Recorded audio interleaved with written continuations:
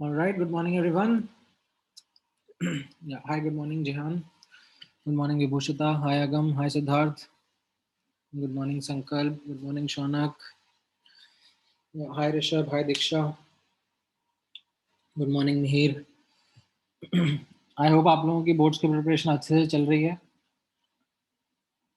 हाँ, अभी I have got messages from many students sir this exam that exam clashing जिसकी वजह से we aren't able to attend the lectures. And as I said last also, that it is all right because we completely understand that abhi boards are your current priorities, number one priority. ठीक है. हाँ, कुछ कहना चाहते हो अक्षर?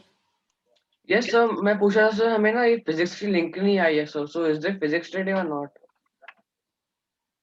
आई नहीं है मतलब ग्रुप पे बिल्कुल नहीं आई है लिंक. अच्छा. Is that the case with others also, like, or are you नहीं, talking about some particular group? Physics class अभी बाकी ग्रुप्स बारे नहीं पता sir, but in flagship 2 sir link आई नहीं है.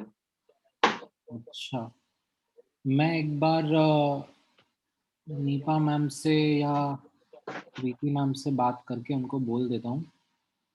आ जाएगी. Sometimes it happens that like class के थोड़ी देर पहले लिंक भेजते हैं, तो it's okay. You should definitely get the link. And sometimes ये भी रहता है कि रेकरिंग लिंक रहता है. जैसे आपने नोटिस किया होगा कि मैं तो हमेशा रेकरिंग लिंक ही भेजता हूँ.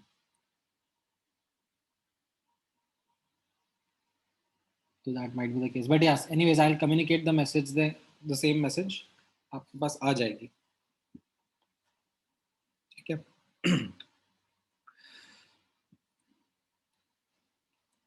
आ जाएगा, don't worry. Now having said this, हाँ, आपका लास्ट लेक्चर का डेट तो आप लोगों को कम्युनिकेट किया हुआ है ना Meet? I think it is end of March maybe. Is that correct? नहीं, end of March or maybe first week of April. I think ऐसा ही कुछ है. I don't exactly remember the date. हाँ बोलो Lakshmi. So we've not been told when the last lecture will be there. There's been no intimation of any such thing. Okay. Tentatively, I think there was something that was planned. I think maybe end of March or maybe somewhere in the beginning of April or something like that. But ठीक है, we will let you know. So don't worry on that aspect. Coming back to our topic at hand, आप लोगों को last class में मैंने Bohr's model of atom का detail discussion खत्म करा था, in which in last class you would have noticed हम लोगों ने energy of electron in Bohr's model, in Bohr's atom के ऊपर मेजर डिस्कशन किया था. Right? That was our primary discussion. So since the last two classes we have been talking about Bohr's model, and in the last class we discussed what Bohr's model was, what postulates it had, and we started understanding its mathematical results. The two results that we focused on were radius of orbit and the speed of electron in an orbit in a single electron species like hydrogen atom. And in the last class, we focused on the third result, which was related to the energy of electron in a given orbit in an atom. And then along with that discussion, हम लोगों ने कुछ terms like ionization energy, excitation energy, ground state, excited state, ये सब terms सीखी और उनके साथ में associated कुछ questions भी practice किए थे. Now, again from the problem solving perspective, I had given you certain questions from the booklet. ठीक है, जो इसके पिछले क्लास हुआ था, last to last class में I had given you some questions to solve from the booklet. It had questions related to both radius, velocity, as well as the energy. So I hope based on the last class and the discussion that we did, आपके doubts clear हुए होंगे.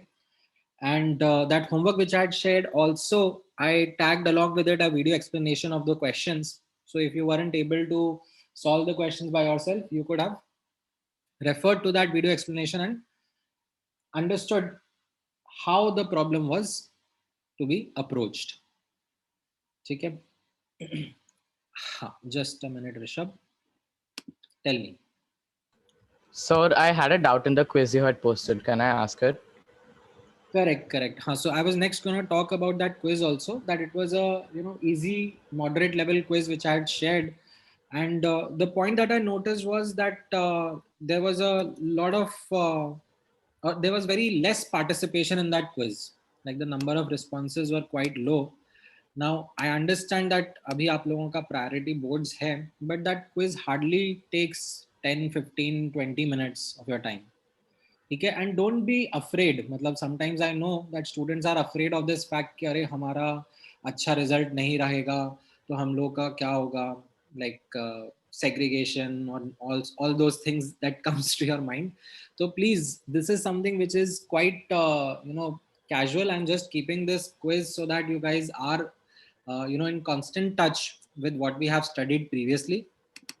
So don't be of this opinion that I will have to first take out time, study each and everything, and then attempt this quiz and do it later maybe. अभी आप in the flow हो, ठीक है, आगे तो in fact और आपका time boards के लिए प्रायोरिटाइज हो जाएगा. तो you should find out some time during the lectures that we are having on weekends. तो Saturday को या Monday को, whenever around Sunday you get some time, please do attempt that quiz. ठीक है. हाँ ऋषभ, आप बताओ आपको क्या डाउट था उस क्विज में. Yes, so there was a question. The photoelectric experiment effect demonstrated that the charge of photoelectrons is quantized. So true or false we had to give. Sir, can you explain why it is false?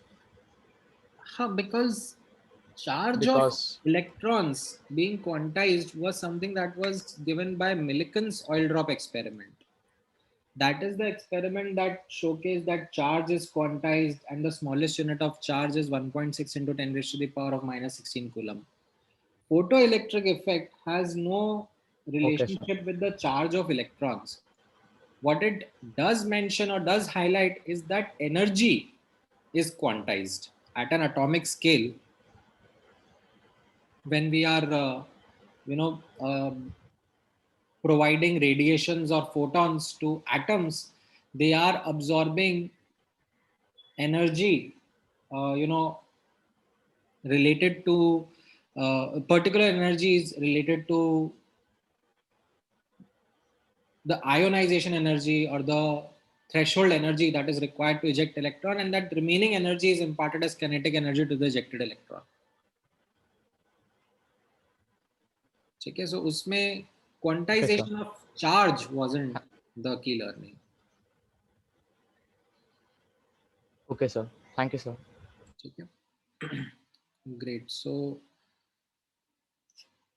Good. अभी मतलब बाकी लोगों से भी, बाकी student से भी I will sincerely request that मौका मिले तो do take an attempt, and there is nothing like I am going to be scolding anyone कि अरे आपका स्कोर कम रहा, आपका स्कोर ज्यादा रहा. This is something which is pretty open ended discussion that we are having. ठीक है.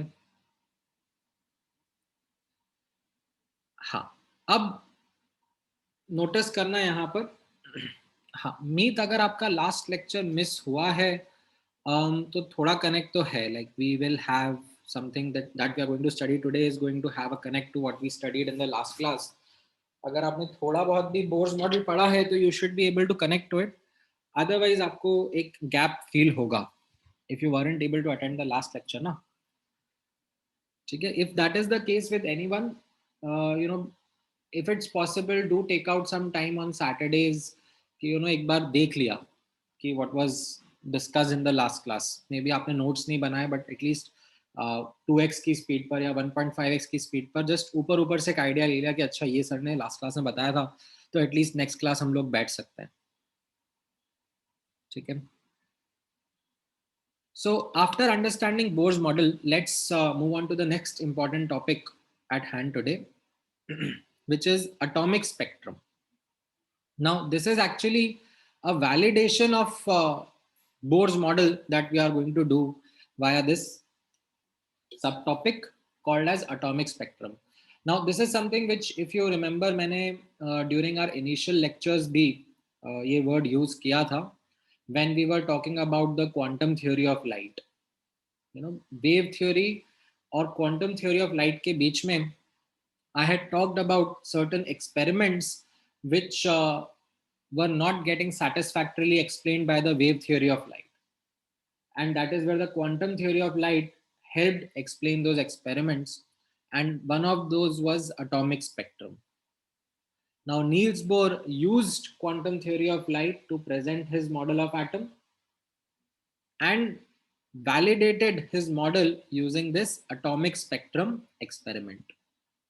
Now before I get into the details of it, let's focus on this word spectrum. What does spectrum mean? Now, in literal sense, there are many meanings that spectrum can hold, but from a technical point of view, from this chapter point of view, a spectrum is simply a collection of electromagnetic waves of different frequency or wavelength. Now, a small additional detail with spectrum would be in the form of classification of that spectrum, where we classify it basis the origin. It can be classified into emission spectrum or absorption spectrum, right? As the name says, as the words described here mean, emission spectrum will be a collection of radiations or electromagnetic waves emitted by a sample, by an object. Absorption spectrum will be giving us an information about the radiations that are absorbed by a sample or an object. Okay. Now, depending upon the nature, we also classify spectrum into continuous and discontinuous. Okay. Discontinuous is also called as discrete, which is of two types, line or band. Now, what does it mean? तो एक बार quickly यहाँ पे थोड़ा details में observe कर लेते हैं. So focus करना on यहाँ पर emission spectrum. As I said, it is a collection of electromagnetic waves emitted by an object. Now, इसी के अंदर, let's say I am talking about continuous spectrum. Continuous spectra या continuous spectrum, what does it mean? So, if let's say the object or the sample which is emitting radiation is say sun or a black body. Do you remember any other example of black body? Sun was an example of a black body. Any other example? Vibhushita has said metal, but that's partly correct. Shaunak has said IR lamp, that's also partly correct. हाँ बोलो Lakshmi. So tungsten bulbs, filament. हाँ, so उसके साथ में एक additional condition मैं mention करना चाहूँगा at high temperatures. ठीक है, टंगस्टन का जो बल्ब भी है, मतलब बल्ब के अंदर जो टंगस्टन फिलामेंट है, रूम टेम्परेचर पे isn't behaving like a black body. ठीक है, at high temperatures only. ठीक है, हाँ बोलो Anushree. So stars. Correct. Sun, stars, these are also examples of black body. So what they do is that they emit radiations of almost all wavelength or all frequency, right? So for example, जैसे sun से जो light आ रही है, ठीक है, उसको हम लोग white light भी बोलते हैं. ठीक है, white light is a technical term which means that radiations of all frequency or wavelength are present in it. ठीक है, white light is that term which is used. So white light आ रही है, उसको हम लोग focus करते हैं on a prism, and when it passes through prism, what it does is it's able to separate different wavelengths or frequencies based on the refraction that happens in this prism, and that can be then observed on a photographic plate. ठीक है, यहाँ पर एक detail आप लोगों ने वैसे तो रियल लाइफ में ये ऑब्जर्व भी करा होगा, एंड आप लोग बाद में फिजिक्स में पढ़ोगे भी सही. ठीक है, that the angles by which this refraction is occurring, ठीक है, that is inversely related to the wavelength of the radiations. ठीक है, बाद में जब आप लोग फिजिक्स में ऑप्टिक्स चैप्टर पढ़ोगे तो उसमें डिटेल्स कवर होंगी. तो यहाँ पर this white light which was composed of different radiations, different wavelengths, when it passed through the prism was able to refract those radiations corresponding to their wavelengths, and corresponding to those different angles on a photographic plate we see different colors or different wavelengths getting projected. ठीक है, so for example something which is visible to human eye, ठीक है, जो visible radiation में आप देखोगे सन से आने वाले रेडिएशन को, तो आपको ये सारे के सारे कलर्स विबग्योर के violet, indigo, blue, green, yellow, orange, ये सब दिखेंगे. एंड नोटिस करना, and this is something which you would have also seen, that all these colours are continuous, they kind of merge with each other, there aren't any gaps in between, and that is why this is called as a continuous spectrum. Now this was the radiation observed from sun. However, from many other objects or other samples, we don't find continuous spectrum. We don't find all wavelengths or all radiations getting emitted. And as a result, what we come across is called as a discontinuous or discrete spectrum. Now, sometimes when we observe these discrete spectrums, to notice karna, we find band spectrums or we find sometimes line spectrums also. Now, what is meant by band? As you can simply understand the literal word band over here, that you will observe certain range of wavelengths followed by absence, followed by again certain range of wavelengths getting emitted, then some dark region, some absence of wavelengths. So jo radiations emit ho rahi hain, right, they are getting emitted in certain ranges, and as a consequence you see certain bands. Typically when molecules का spectrum is observed. Molecules, something like methane is a molecule, H2O का molecule, right? In molecules का जब spectrum observe करते हैं तो उसमें typically we find such band spectrum.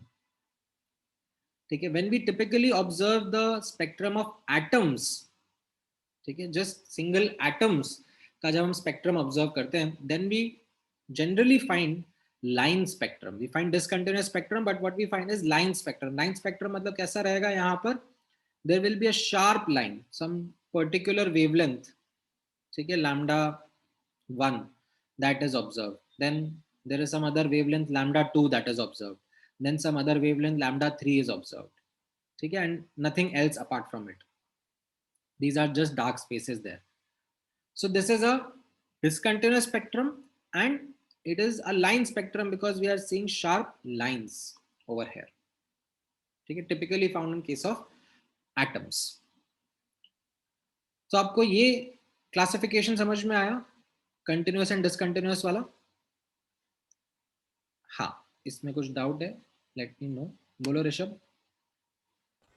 Sir, in a line spectrum, the example has been given as hydrogen spectrum, but hydrogen is a molecule H2. So does it mean of one atom of the molecule or the molecule as a whole? Atom, atomic spectrum. Okay. हाँ, बोलो आकाश. The double slit experiment will be classified into what? Double slit experiment.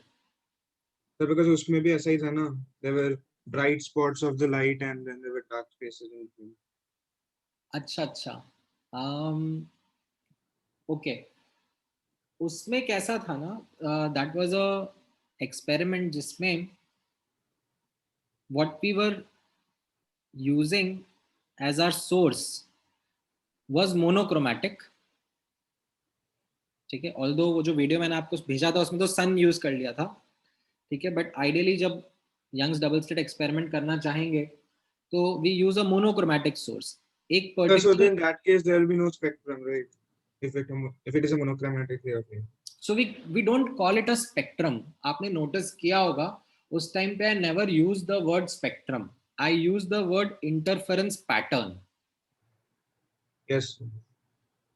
ठीक है, so you did find ऐसे you know bright region, then dark region, then bright region, then dark region, then bright region, then dark region. And in fact उसमें जब आप pattern जब देखते हो ना तो उसमें पैटर्न में भी एक यूनिफॉर्मिटी होती है.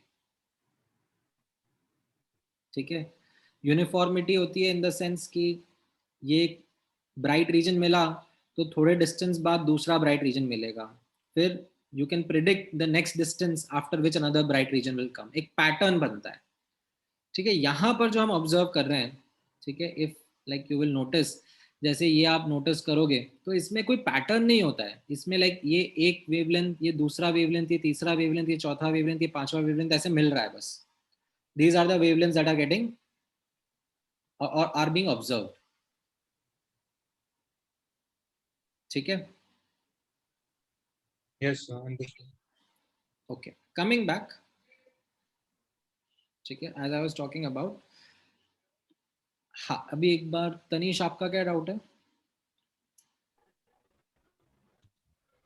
सर बैंड स्पेक्ट्रम और लाइन स्पेक्ट्रम में एटम्स और मॉलिक्यूल प्रिज्म जैसे एक्ट करेंगे? नहीं नहीं नहीं नहीं नहीं, मतलब so the way in which it is getting is कि यहाँ पर जैसे instead of sun, ठीक है,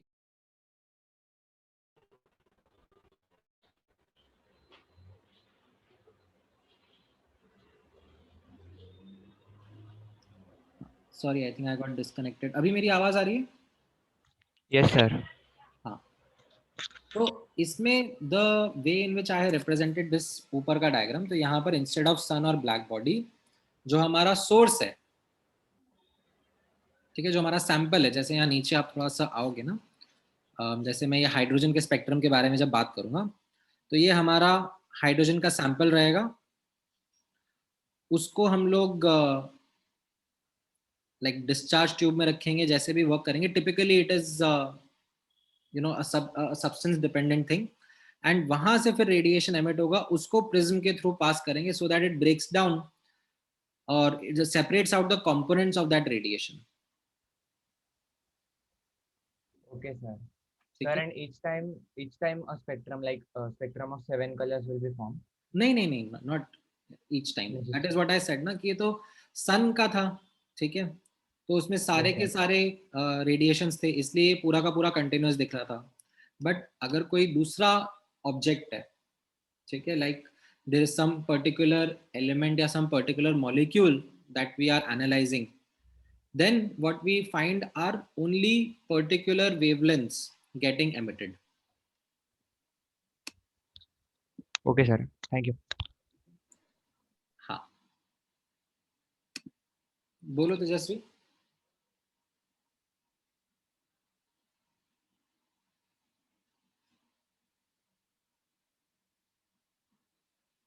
ओके, बोलो मीत.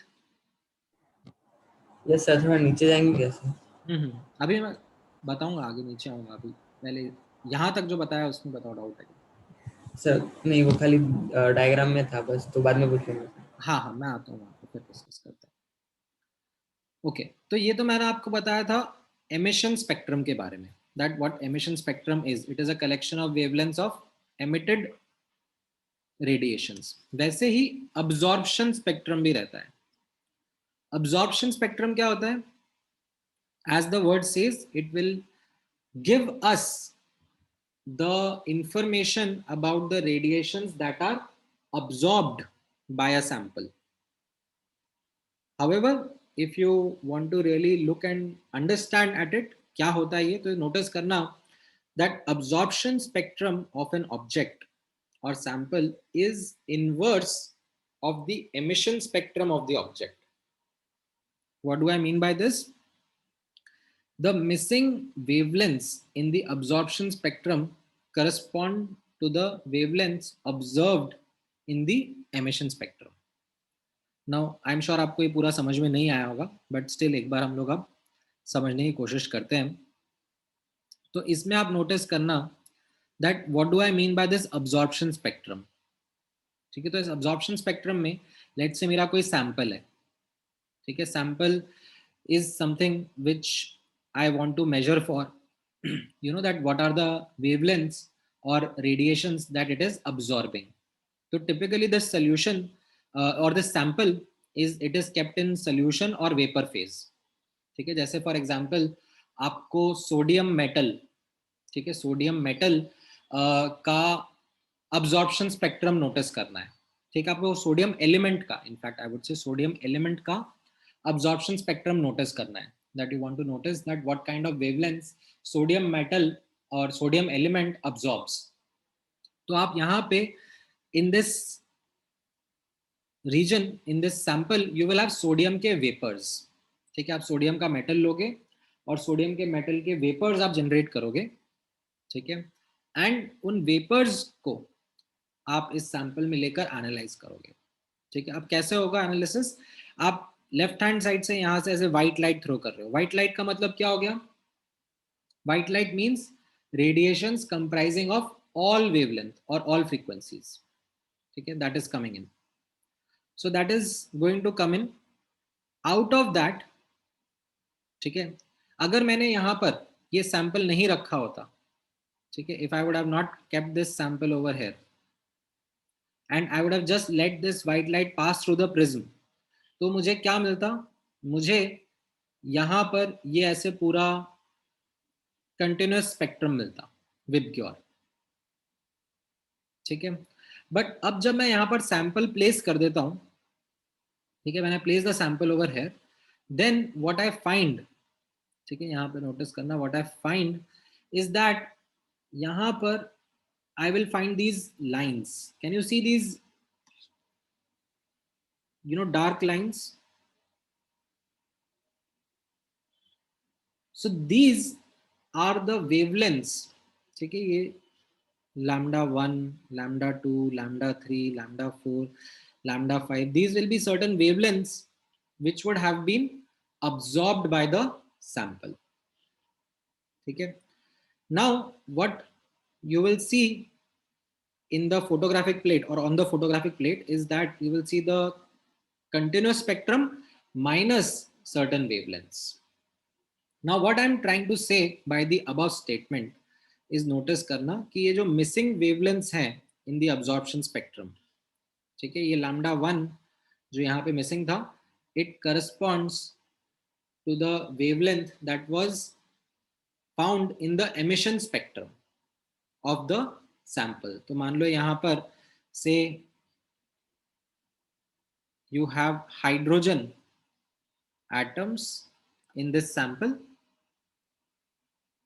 ठीक है.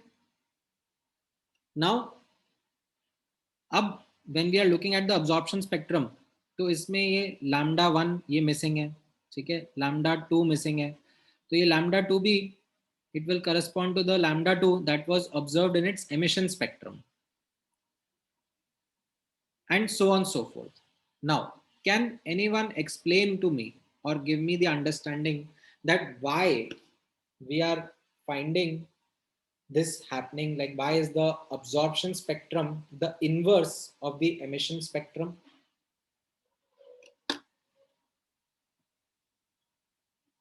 हाँ, बोलो मीत. Yes sir. सर ये सैंपल हाइड्रोजन ना? हाँ. Okay sir. तो सर जब हम एब्जॉर्ब रेडिएशन एमिट करते हैं हाइड्रोजन पे, तब उसके इलेक्ट्रॉन्स उतना ही कोई पर्टिकुलर वेवलेंथ के रेडिएशन फोटॉन्स ही एब्जॉर्ब करते हैं, मतलब एक्साइट होने के लिए या डी एक्साइट सॉरी एक्साइट होने के लिए. डी एक्साइट बाद में होगा. एमिशन स्पेक्ट्रम के बाद डी एक्साइट होने के लिए वही जितने एब्जॉर्ब किए फोटॉन्स वही एमिट करेंगे, और जो फोटॉन्स एब्जॉर्ब नहीं किए वो सब एब्जॉर्प्शन स्पेक्ट्रम में निकल जाएंगे, और ब्लैक स्पॉट्स उतने ही हैं जितने फोटॉन्स हाइड्रोजन सैंपल ने मतलब एक्साइट होने के लिए एब्जॉर्ब किए थे. मतलब तुम्हारा थॉट प्रोसेस सही जा रहा है, बट तुम अच्छे से आर्टिकुलेट नहीं कर पाए. चलो किसी और को मौका देते हैं. हाँ, बोलो आद्य. Yes, sir. So if we have a sample, it will either absorb a wavelength or emit it. So if it absorbs, it will be in the absorption spectrum, and if it emits, it will be in the emission spectrum. So total में सारे के सारे आने चाहिए. तो दोनों में से किसी एक में तो आएगा ही. So it will be the opposite.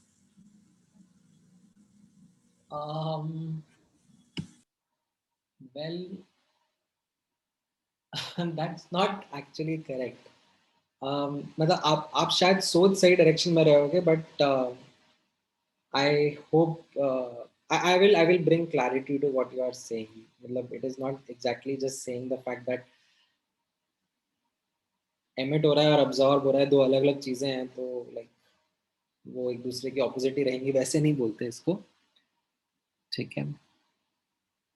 I will repeat the question. The question was that why is the absorption spectrum of a sample, say hydrogen atom, is, you can say, the inverse of the emission spectrum. ठीक है. हाँ, बोलो मनन. Sir अब्जॉर्प्टिव spectrum में अगर उसके अंदर तुम्हारी आवाज थोड़ी ब्रेक हो रही है मनन.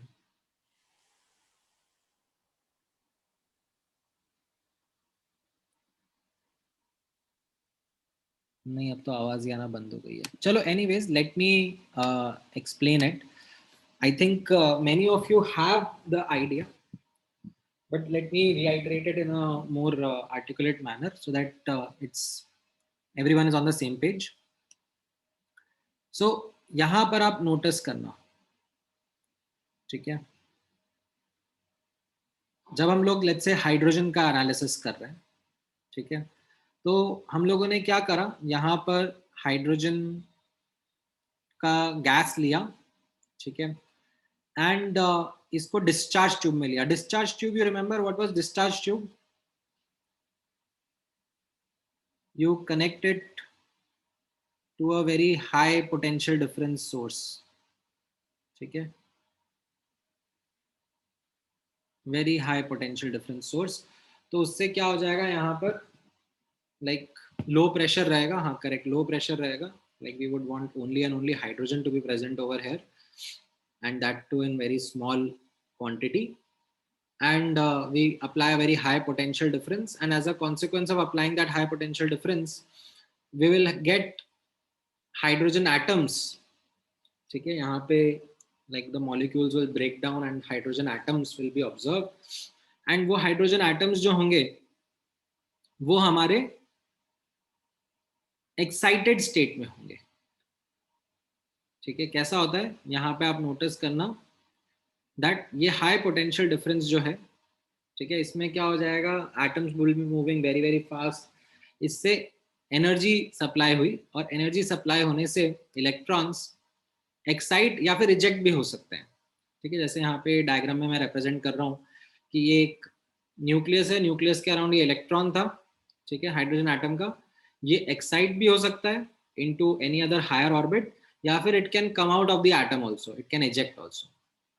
नाउ ऑफ यहाँ पर नोटिस करना फॉर द एक्साइटेशंस, ठीक है, यहाँ पर जो इलेक्ट्रॉन्स एक्साइट हुए, राइट, ये जो इलेक्ट्रॉन्स एक्साइट हो रहे हैं ये हायर एनर्जी स्टेट में जा रहे हैं, और ये इनकी नेचुरल स्टेट नहीं है। So what happens is after getting excited into a higher energy level, they want to de-excite, return back to the ground state, return back to the original state. Okay, and by in order to do so, what they will do is that they will jump from a higher energy orbit to a lower energy orbit. Okay, and there can be many possibilities. ऐसा नहीं है कि एक ही particular way है, there can be many possible ways in which this de-excitation can happen, and upon this de-excitation, as you know, there will be particular wavelength or particular frequency के photons that would be emitted. ठीक है, so this is what makes up the emission spectrum. ठीक है, what makes up the emission spectrum of hydrogen atom? The de-excitations happening from a higher energy level to a lower energy level, and the wavelengths or photons corresponding to those de-excitations, they make up the emission spectrum of hydrogen atom. Now अब आप notice करना, जब मैंने absorption spectrum के बारे में बात किया था, तो ये अब्जॉर्प्शन स्पेक्ट्रम भी क्यों हो रहा है?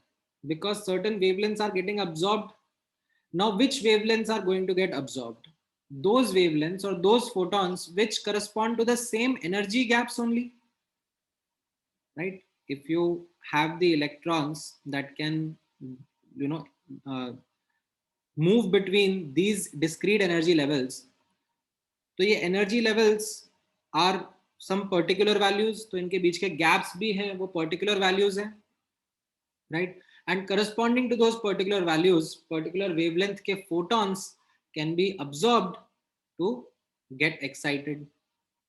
Okay, and as a consequence, those radiations are the ones which are missing. And when the electrons de-excite, those radiations are the ones which are emitted. Right? So now do you understand why absorption spectrum and emission spectrum of a sample are inverse of each other? ठीक है, हाँ बोलो अक्षर. Sir, my questions are, sir, that is there a wavelength during excitation? Is there a certain wavelength which is released of photons? During excitation, what is going to happen is photons are going to be absorbed. ठीक है, तो यहाँ पर जैसा आप notice करोगे, ये जो मैं अब्जॉर्प्शन स्पेक्ट्रम का डायग्राम शो कर रहा हूँ, ठीक है, यहाँ पर आप नोटिस करोगे ये मेरा हाइड्रोजन एटम है, न्यूक्लियस और न्यूक्लियस के अराउंड इलेक्ट्रॉन, एंड इलेक्ट्रॉन कौन से स्टेट में प्रेजेंट है? ग्राउंड स्टेट में, लोएस्ट एनर्जी स्टेट में, n=1 में। अब मैंने उसके थ्रू व्हाइट लाइट पास करी, ठीक है। नाउ व्हाइट लाइट में से which wavelength will it be able to absorb? The wavelength which can excite it to a higher energy state, ठीक है। corresponding to that higher energy state, it can absorb the radiation, ठीक है। समझ में आया? अब एज आई सेड कि वो एक्साइट होने के बाद में, ठीक है, अब यहाँ पर जो out of the entire spectrum, the entire white light, certain wavelengths which got absorbed, वो अब यहाँ पर मिसिंग रहेंगी। Like you can see these dark lines, these correspond to the radiations that got absorbed, ठीक है। and now why I am saying that they are the same ones as that are observed in the emission spectrum, because when these electrons, they are in a higher energy state, they de-excite back to the ground state by emitting the same photons or same radiations corresponding to these energy gaps. And that is why in the emission spectrum we observe these wavelengths which are the same that are missing in the absorption spectrum, ठीक है। All right, then next, हाँ बोलो मानन। Sir मुझे ये पूछना था sir, जब हम इंसिडेंट करते हैं, मतलब जब अब्जॉर्प्शन स्पेक्ट्रम होता है, तो उसके अंदर तो हम पर्टिकुलर एक वेवलेंथ तक मतलब एक्साइट करते हैं ना हम हाइड्रोजन आइटम के इलेक्ट्रॉन्स को। पर सर जब डी एक्साइटेशन होता है, तो जब तो हमें पता नहीं होता ना वो कि कहाँ से कहाँ तक जंप करेंगे, मतलब उनके पास तो बहुत रास्ते होते हैं जाने के ग्राउंड स्टेट तक। तो बस कैसे हुआ, मतलब मुझे क्लियर नहीं है। नहीं, सो ओके, ध्यान से ऑब्जर्व करना दैट जब हम लोग let's say emission spectrum observe कर रहे थे, ठीक है, हाइड्रोजन का एमिशन स्पेक्ट्रम ऑब्जर्व कर रहे हैं, ठीक है, तो ये सेटअप है आपके सामने।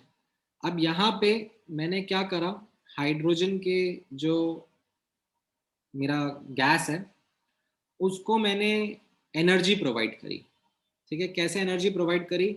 मैंने यहाँ पर ये हाई पोटेंशियल डिफरेंस लगाया, ये हाइड्रोजन एटम्स कोलाइड हुए, एटम्स मॉलिक्यूल्स एटम्स में ब्रेक हो गए, एंड देन कोलिजन्स हो रहे हैं, हाई स्पीड पर पार्टिकल्स मूव कर रहे हैं, and somehow I am providing energy, ठीक है। आई एम प्रोवाइडिंग एनर्जी जिसकी वजह से मेरे इलेक्ट्रॉन्स एक्साइट हो रहे हैं, ठीक है।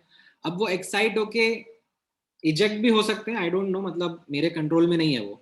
आई am providing energy, they can get excited, they can get ejected, I don't care. But out of the millions and billions and trillions of the atoms that are going to be present in this, some of them, a significant chunk of them can get excited,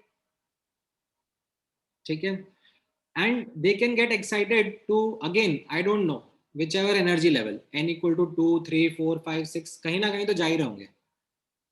अब जब मैंने ये excitation कर दिया, ठीक है, इसके बाद में I stop the potential difference. Now what will happen? ये जो excited electrons थे, they don't want to stay in the excited state for long, ठीक है, they want to de-excite back into the original ground state. तो अब जब वो de-excite कर रहे होंगे तो they would be emitting certain radiations, ठीक है, depending upon how they are de-exciting.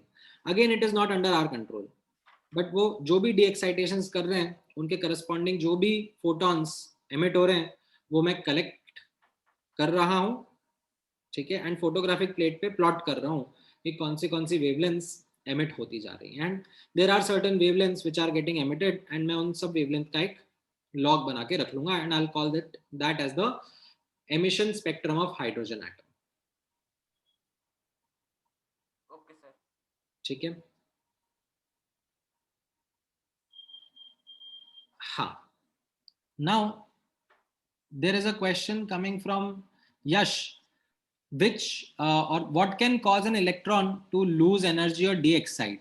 Because the electron is attracted by the nucleus, it wants to attain the lower energy state. By exciting, आपने उसको higher energy state में present कर दिया, which is not its natural state. ठीक है, it wants to lose its energy to return back to a lower energy state. This is in fact something which is a observation that we have around us, that you can relate with the second law of thermodynamics also. आप लोग बाद में पढ़ोगे that it is the general tendency of everything around us to work towards spreading of energy. ठीक है, I don't know, I should get into that right now, but that is something which is related to the second law of thermodynamics. इसको आप simply ऐसा समझ सकते हो that natural tendency of elements or substances is to be in a lower energy state. ठीक है.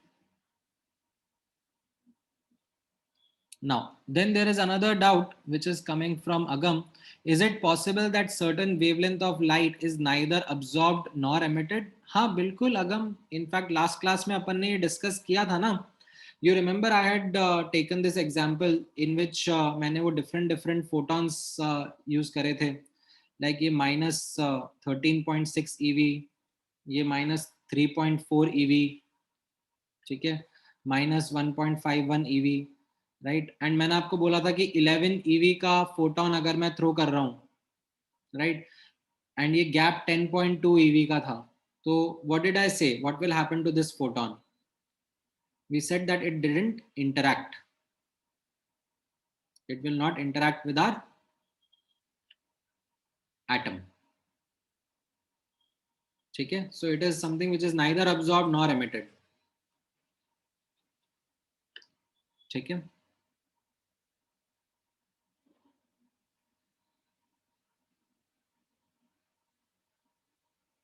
हाँ, then उसके बाद में एक एक करके देते हैं. एक minute, let me take next doubt. हाँ लक्ष्मी, आप बोलो, आपका क्या डाउट था?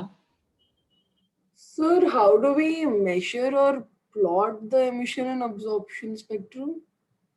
ये तो मैंने जस्ट बताया ना आपको, ऐसा ही सेटअप रहता है. Like there are like much more complicated designs related to the spectrum, but the underlying principle is in this way only, that let's say if you are talking about emission spectrum, तो जो भी आपका sample है उसको आप excite करते हो, then उसमें से जो रेडिएशंस आती है उनको आप फोकस करके एक प्रिज्म के ऊपर थ्रो करते हो, which then you are projecting on a photographic plate. अब कैसा है, जो विजिबल रीजन की रेडिएशंस है वो तो आप नेकेड आई से देख सकते हो, बट लेट्स से कोई यूवी रीजन में है, कोई इंफ्रारेड रीजन में है, तो उसके लिए फिर आपको थोड़ा एफर्ट लगता है. लाइक उसके लिए you will have to then use certain special ways to detect those wavelengths. ठीक है. Okay, sir. Thank you. हाँ बोलो मीत. Sir, in this experiment, multiple photon excitation is possible, right? Because only one red light photon is not potent enough to eject the electron out of the atom. It can excite it to second or third level, but it can't excite it further. So then photon of higher wavelength than red will come and it will excite it to the further energy level. So is it possible? हाँ, मैंने possible तो हमेशा से बोला था ना आपको. Yes sir. ठीक है सर, मतलब इसमें होता है ना वो. हाँ, so that is what I said, that it is possible. However, when we are talking about the chance of it happening, okay, that is something which is less likely. Okay sir. Yes. And sir, ये जो emission spectrum में ये जो lines है, मतलब उसमें first lines में distance कम है और बाकी then फर्दर वो इंक्रीज होता जा रहा है, तो उसका कोई मतलब फैक्टर है या खाली ऐसे डिफरेंशिएट करने के लिए बताया गया? आपको ऑलरेडी पता है ना, जो आपने नोटिस किया था हाइड्रोजन के एनर्जी लेवल्स, लाइक एक -13.6 था, फिर एक -3.4 था, फिर एक -1.51 था, राइट? तो इनके गैप्स जो हैं वो भी चेंज होते जा रहे हैं ना। Yes sir. तो उन गैप्स के करस्पॉन्डिंग ये वेवलेंथ्स है, that is what you are getting. Okay sir, thank you sir. हाँ बोलो Rishabh. Sir, so basically absorption spectrum corresponds to excitation when excitation occurs, and emission is when de-excitation occurs. नहीं थोड़ा जल्दी जल्दी बोल दो, दोबारा बोलो। Sir, absorption spectrum, we obtain it when excitation of electrons happens. So the photons are absorbed, so they are missing. Correct And emission spectrum is because of de-excitation. Correct correct. Actually होता है in fact practically speaking ना, क्योंकि आपने question पूछा है तो मैं बता देता हूँ। Because this excitation de excitation all happens so simultaneously, तो ये अब्जॉर्प्शन स्पेक्ट्रम प्रैक्टिकली कैसे ऑब्जर्व होता है आप नोटिस करना। The thing is that when we are doing Sir, you're this, inaudible. हाँ जस्ट अ मोमेंट, एक मिनट दो मुझे, just give me a moment.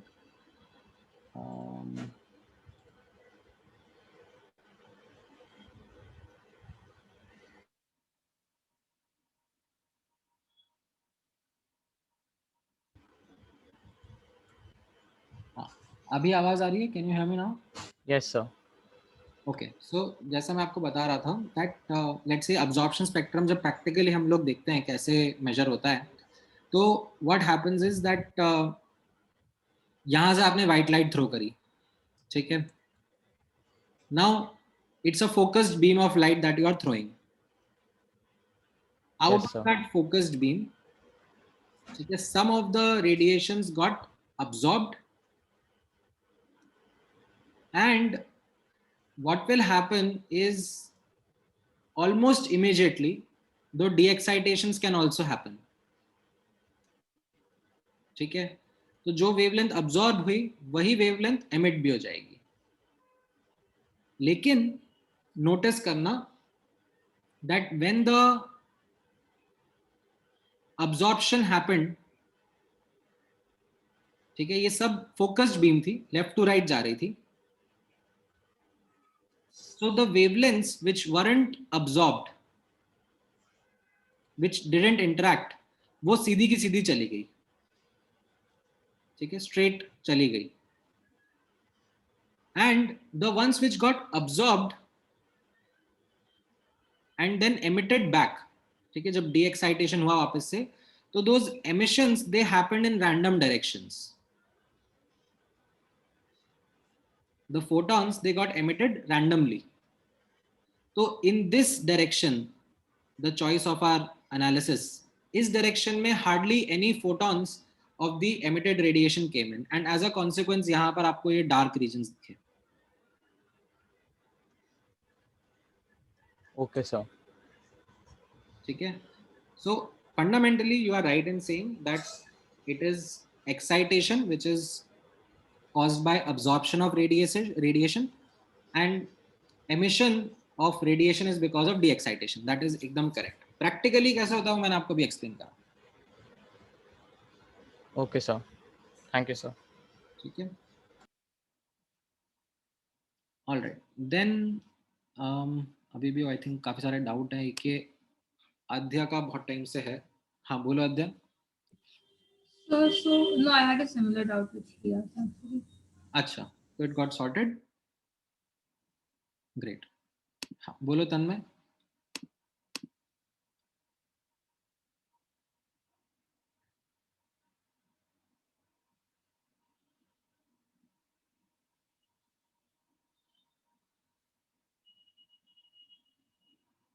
अच्छा बाय मिस्टेक। सो सिद्धार्थ, जैसे मैंने आपको बताया ना अब्जॉर्प्शन स्पेक्ट्रम कैसे मेजर हो रहा है, तो उसमें यहां पर व्हाइट लाइट थ्रो करी हमने, ठीक है, and we were able to understand which were the radiations that were getting absorbed. जब मैं एमिशन स्पेक्ट्रम नोटिस कर रहा था, जैसे ये वाला जो एग्जांपल है, इसमें मैं कोई व्हाइट लाइट नहीं थ्रो कर रहा हूँ, ठीक है, इसमें मैं ये जो मेरा हाइड्रोजन का सैंपल है इसको मैं एक्साइट कर रहा हूँ by some other ways, like discharge tube में रख के इसको एनर्जी प्रोवाइड कर रहा हूँ, ठीक है,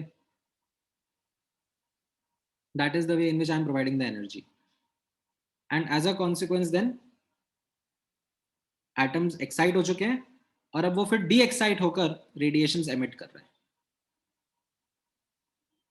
अंतर समझ में आया सिद्धार्थ?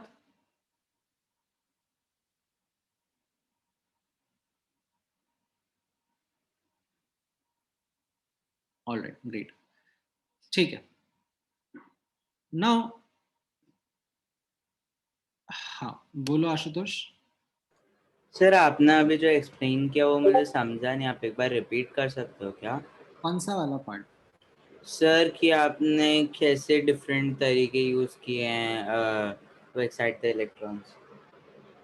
जैसे यहाँ पर ये जो पर्टिकुलर सेटअप आपके सामने है, इसमें हम लोगों ने एक्साइटेशन कैसे करा, हम लोगों ने जो हाइड्रोजन गैस लिया, एक डिस्चार्ज ट्यूब को हाई पोटेंशियल डिफरेंस से पास करके ना।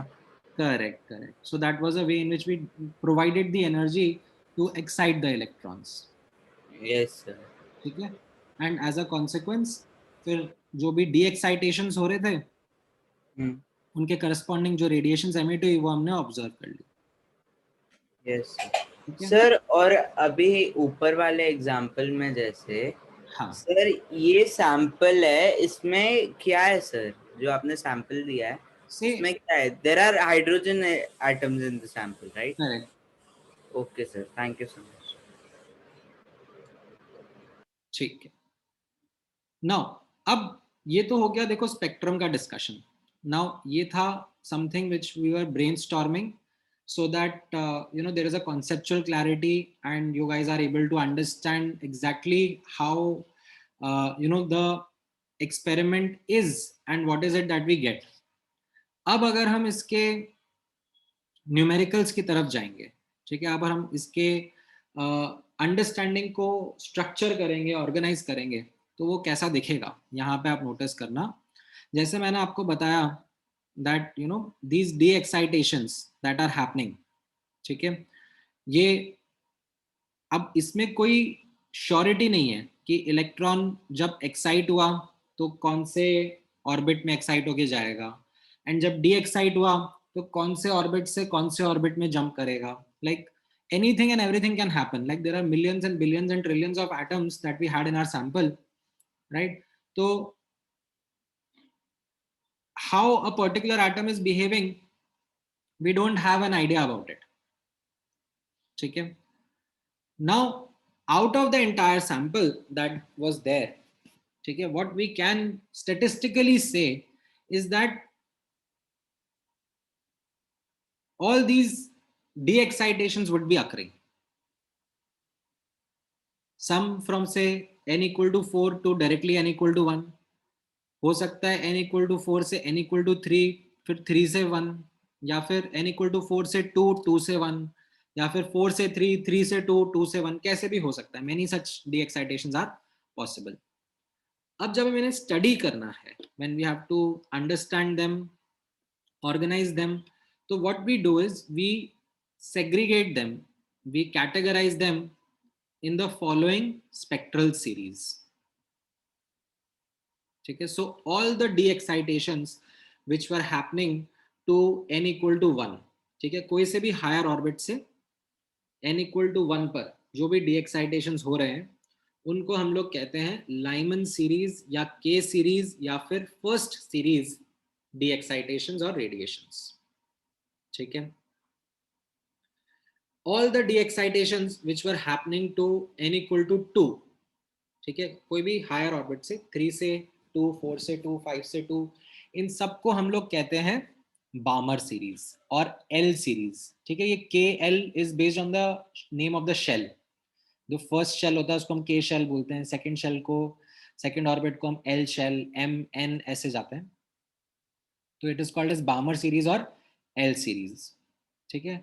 And so on so forth, you have these following names, Paschen, Brackett, Pfund, Humphreys, ठीक है। तो ये 5-6 नाम आप लोग ध्यान में रखना of the series that we have categorized our de-excitations into.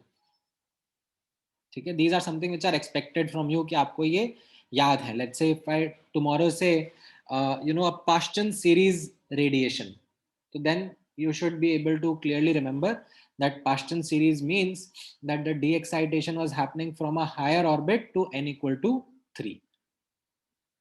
इसके corresponding जो फोटोन निकला होगा उसके बारे में बात करी जा रही है. ठीक है, हाँ. Now let me take your doubts one by one. बोलो तन्मय. तो इन पास्टन सीरीज को एम सीरीज भी बोला जा सकता है क्या? यस. एंड थर्ड सीरीज भी ना? Yes. Okay sir, thank you sir. हाँ, बोलो आकाश. So could you scroll up? हाँ. So if an electron jumps from say n1 to n4, it is possible that it can jump from n4 to n3 and then n3 to n2 and then n2 to n1, right? It is possible. So then when it jumps from n1 to n4 in the absorption spectrum, there will be only one line, whereas when it jumps from n4 to n3 and then to n2 and 1, there will be 3 lines in the emission spectra. So wouldn't that be different? It's not corresponding to the same wavelength. No. So okay, when I'm saying that in the absorption spectrum that we are talking about, n1 से n equal to 4 चला गया. Yes. ठीक है, but उसमें assumption क्या था कि मेरा ग्राउंड स्टेट में ही एटम है. ठीक है.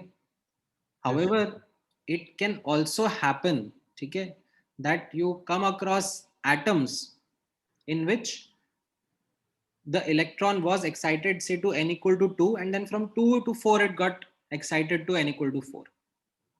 It is less likely, but जब हम लोग स्पेक्ट्रम के बारे में बात कर रहे हैं, जब हम लोग ऑब्जर्वेशन देखना चाह रहे हैं that what are the possible wavelengths and radiations that are going to be there, तो हम इसको कंसिडर करेंगे ना. लेस लाइकली है तो क्या हुआ, out of billions and trillions of atom से some thousands or hundreds of atoms were able to do it.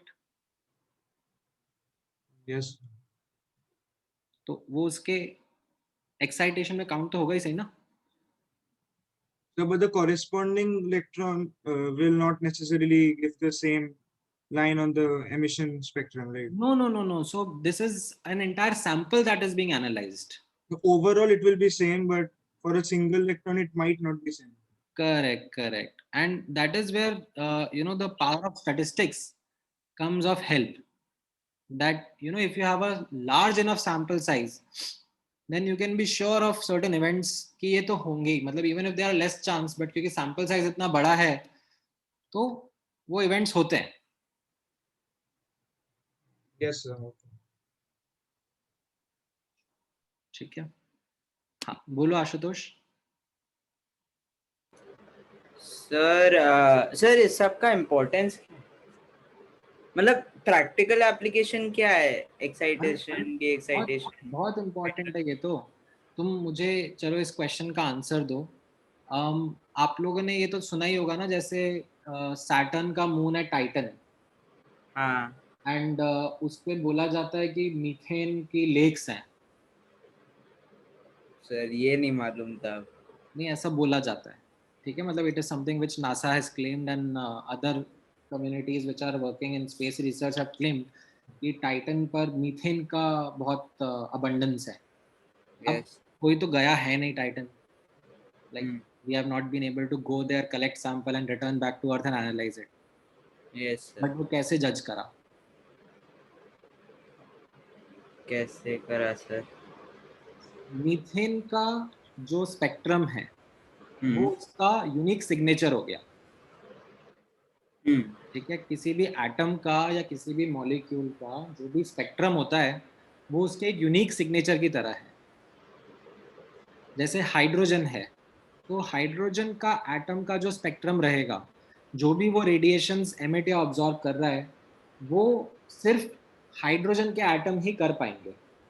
Helium का एटम का कुछ अलग स्पेक्ट्रम रहेगा, लिथियम के एटम का कुछ अलग रहेगा. ठीक है, ऐसे ही मॉलिक्यूल्स का भी जो स्पेक्ट्रम होता है वो उनका ही स्पेसिफिक सिग्नेचर होता है, क्योंकि corresponding to the protons and electrons that are there, the energy levels are unique, and corresponding to those unique energy levels, there are unique radiations that are emitted or absorbed. Yes, sir. अब Saturn से आने वाली जो radiations हैं उनको जब analyse करा तो उसमें लाइक जो मीथेन के स्पेक्ट्रम के करस्पॉन्डिंग फोटॉन्स थे उनकी इंटेंसिटी काफी ज्यादा दिख रही थी। तो वहां पे ये समझ में आया कि सैटर्न से लेट्स से 100 एटम्स आ रहे हैं, सॉरी 100 फोटॉन्स आ रहे हैं, और 100 में से 90 फोटॉन्स का जो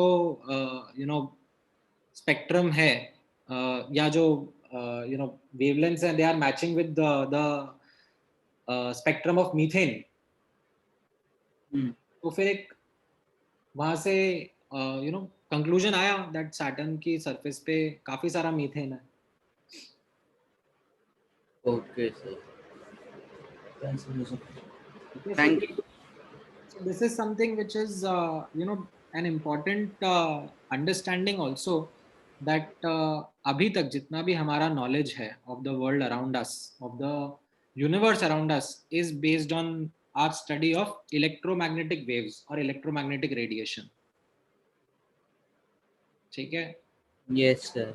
Now अब actually जब gravitational waves discover हुई हैं, so there is a whole new dimension of understanding even more complicated things around us. So this can be a new frontier of research. तो आप लोग gravitational waves में research करना आगे जाके, that उससे और पता पड़ेगा कि हमारे यूनिवर्स के बारे में क्या क्या है। Okay, sir.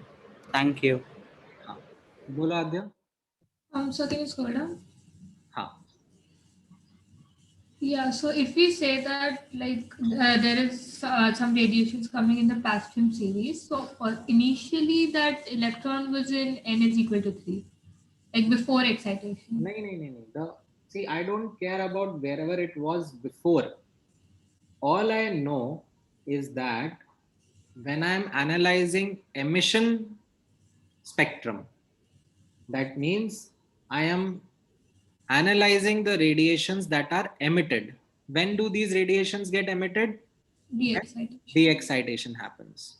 I don't care wherever the electron came from, but it is now de-exciting. It is de-exciting, and if it is de-exciting from a higher state to n equal to 3, I put it in Paschen series. So is it possible that it comes in Pastron but then from 3 वापस से वो 2 या 1 पे चले जाए? Is that possible? हाँ, मतलब of course it is possible that an atom, say यहाँ पर notice करना, in this, say let me highlight say this particular de-excitation. This was some atom, and उस some atom का electron was in n equal to 4, and it started de-exciting. It went from 4 to 3, and as a consequence it emitted ये 4 to 3 के corresponding radiation. ठीक है? Then उसके बाद में वो 3 से 2 भी de-excite कर गया, ठीक है, and 3 से 2 de-excite करने पर it emitted another photon, and that will be this Balmer series photon, and then हो सकता है कि वो फिर 2 से 1 भी de-excite करेगा, and उसके corresponding एक और photon emit करेगा, and that would be a Lyman series photon. Okay. ठीक है? And so one more doubt, can you just go up a little bit? No, actually higher. No, I have a doubt in the absorption series. In the absorption spectrum. Up a little more. Up. Yeah, in this. So whatever gets absorbed by down. Yeah, in the diagram. ये वाला discrete. नहीं, नीचे वाला diagram. हाँ. Yeah, this one. ये right hand side ना? हाँ. So in the photographic plate, will we see the emission spectrum or absorption? Absorption, right? So that is what I said, that absorption spectrum isn't the radiations that are absorbed. It is everything other than that. So it's actually the other way around. So whatever is not absorbed, we can see in the absorption spectrum. हाँ हाँ, तो आपने notice करा होगा ना यहाँ पर ऊपर जब मैंने एमिशन स्पेक्ट्रम लिखा तो मैंने कितना सिंपल सा लिख दिया, it is the collection of waves emitted by an object. Yes, sir. But मैंने अब्जॉर्प्शन स्पेक्ट्रम में ऐसा नहीं लिखा है यहाँ पर. I didn't write that it is a collection of wavelengths that are absorbed by the object. ठीक है, because of this thing that यहाँ पर when we talk about the absorption spectrum what we actually see practically is all the wavelengths except the ones which are absorbed. Okay. Okay, sir. समझ में आया? Yes, sir. Thank you, sir. ठीक है, हाँ, बोलो मनन. Sorry मनन, क्या मीत का हो गया पहले तो.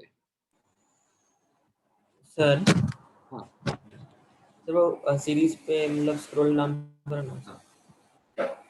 सर जैसे आपने बोला कि अगर वो सेकंड मतलब बेलमर सीरीज है तो वो जरूरी नहीं है कि सेकंड सेल से स्टार्ट किया होगा एब्जॉर्प्शन उसने, पर सर वो सेकंड सेल से शायद स्टार्ट किया होगा ना, क्योंकि जितना एनर्जी उतने उसने एब्जॉर्ब किया उतना ही तो रिटर्न करेगा ना फिर एमिशन स्पेक्ट्रम के वक्त. अरे बाबा, यहाँ पर वापस से ध्यान से सुनो. ये जो सीरीज आती है ये कैसे आती है? मैं एक बड़े सैंपल को, ठीक है, मतलब billions and trillions of atoms of hydrogen को एनालाइज कर रहा हूँ. Yes sir. ये जो मेरा डिस्चार्ज ट्यूब है इसके अंदर मतलब भर भर के एटम्स है. यस. ठीक है, मतलब इवन इफ आई से 0.00000001 मोल तो कितना हो गया ये 10 की पावर 1 2 3 4 5 6 7 लाइक 16 एटम्स हो गए ना. तब भी बहुत सारे एटम्स हो गए ना. यस तो उनमें से कोई कैसे एक्साइट हो रहा है, कोई कैसे डी एक्साइट होता है, वो सब मेरे कंट्रोल में नहीं है. बट हो रहे हैं, कुछ ऐसे हो रहे होंगे, कुछ वैसे हो रहे होंगे. मैं तो ये जो फाइनली आउटकम आ रहा है उसको एनालाइज कर रहा हूँ. ओके सर, तो मतलब एक की बात नहीं चल रही, मतलब सबका रिजल्ट अलग आता है, मतलब कलेक्टिव रिजल्ट डिफरेंट आता है. करेक्ट. Okay sir. ओके ठीक है, थैंक यू. ठीक है, हाँ बोलो मनन. सर मुझे ये पूछना था कि सर जो न्यूक्लियस होता है अगर फॉर्मूले के हिसाब से देखें मतलब -13.6 into n²/z² फॉर्मूले से कि सर न्यूक्लियस के पास तो मतलब बहुत ज्यादा कम एनर्जी होगी ना. मतलब जो n=1 है उसको हम लोग लोएस्ट एनर्जी स्टेट बोल रहे हैं. नहीं यस सर, बट z² वाले फॉर्मूले के हिसाब से तो जब n को हम 0 पुट करेंगे या फिर मतलब 10 to 0 पुट करेंगे तो 0 नहीं पुट कर सकते. n isn't any random value. यही तो बोर्स मॉडल का सिंपल फंडामेंटल पोस्टुलेट था ना, that the electron can not be randomly present in any orbit. Nucleus के अराउंड पर्टिकुलर ऑर्बिट्स में ही इलेक्ट्रॉन प्रेजेंट हो सकता है. ठीक है, उनका रेडियस, उनकी it should be a whole number. हाँ, मतलब those values, their radius, their energy, their speed, they all follow the postulate that was provided by Niels Bohr, that the angular momentum has to be an integral multiple of h/2 pi. Yes sir, yes sir.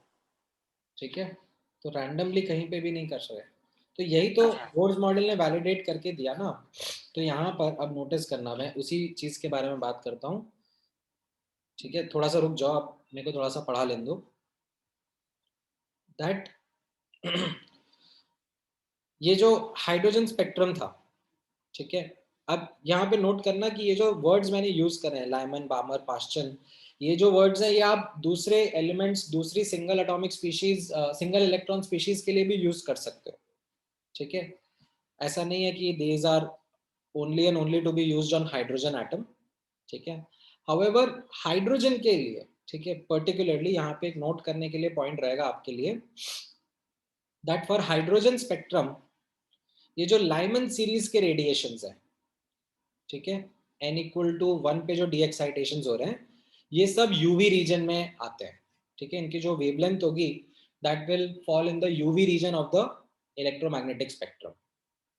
ठीक है, ये जो बामर series है, ठीक है, इसके जो पहले 4 रेडिएशंस हैं, 3 से 2, 4 से 2, 5 से 2, 6 से 2, ये पहले 4 radiation they correspond to the visible region, ठीक है, एंड जो उसके आगे के हैं इन द बामर सीरीज, ये यूवी रीजन को करस्पॉन्ड करते हैं, ठीक है।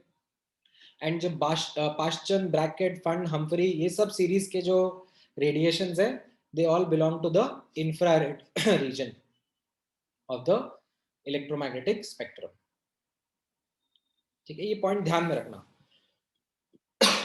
वैसे तो आप खुद कैलकुलेट करके निकाल सकते हो values and then comment, but at an overall level it will be useful information to remember that for hydrogen particularly, Lyman series radiations are in the UV region, Balmer series are in the visible region. The first 4 are in the visible region, the remaining are in the UV, and the other Paschen, Brackett, Fund, Humphrey, ये सब infrared region में रहती हैं, ठीक है। Now अब notice करना that how was Bohr's model validated by this experiment. तो this is something जहां पे अपन 2 aspects observe करते हैं। एक तो था experimental कैसा था, that ये ऊपर वाला experiment conduct करा, ठीक है, हाइड्रोजन गैस लिया डिस्चार्ज ट्यूब में एंड उसका एमिशन स्पेक्ट्रम नोटिस किया, ठीक है। वो एमिशन स्पेक्ट्रम नोटिस करने के बाद में जो डेटा आया कि कौन सी वेवलेंथ्स एमिट हो रही हैं, वो सब नोट डाउन करके टैबुलेट कर ली, ठीक है। नाउ बोर्स मॉडल जब हम लोगों ने देखा, तो बोर्स मॉडल ने कैसे एक्सप्लेन किया, बोर्स मॉडल ने पहले तो बताया that why are we seeing discrete values only, why aren't we seeing any random value. तो बोर्स मॉडल ने बोला we aren't seeing any random values because electrons cannot be present in any random orbit around the nucleus. They have to be present in certain particular orbits in which they have certain particular radius and energy level, and corresponding to the energy gaps between those orbits we see these transitions, and on transition ke corresponding these photons and these wavelengths. So first Bohr model was able to explain the aspect that why particular wavelengths are being observed, not just the subjective aspect that particular wavelength क्यों observe हो रही थी. Bohr's model was even able to match these values कि why these particular wavelengths and these particular values were being observed. So if you do Bohr's calculation that we have say 2 orbits, one n1 and one n2. n1 का energy is minus 13.6 z square by n1 square and n2 का energy is minus 13.6 z square by n2 square. Now if you notice the de-excitation between n2 and n1, okay, n2 is higher, n1 is lower. If you notice the de-excitation, then the photon which will be emitted corresponding to this de-excitation will have the energy corresponding to the energy gap, and that energy gap we can calculate from Bohr's model and equate it to hc by lambda or 12400 upon lambda in angstrom if we do the calculation in the units of electron volt.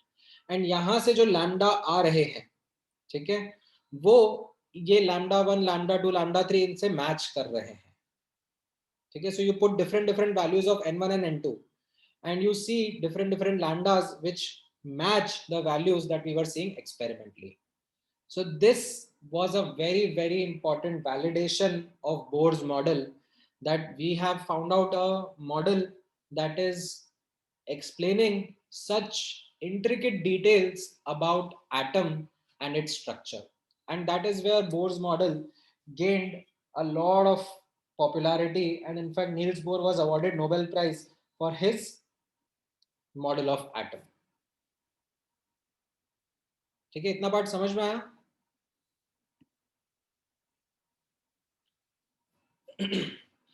Great.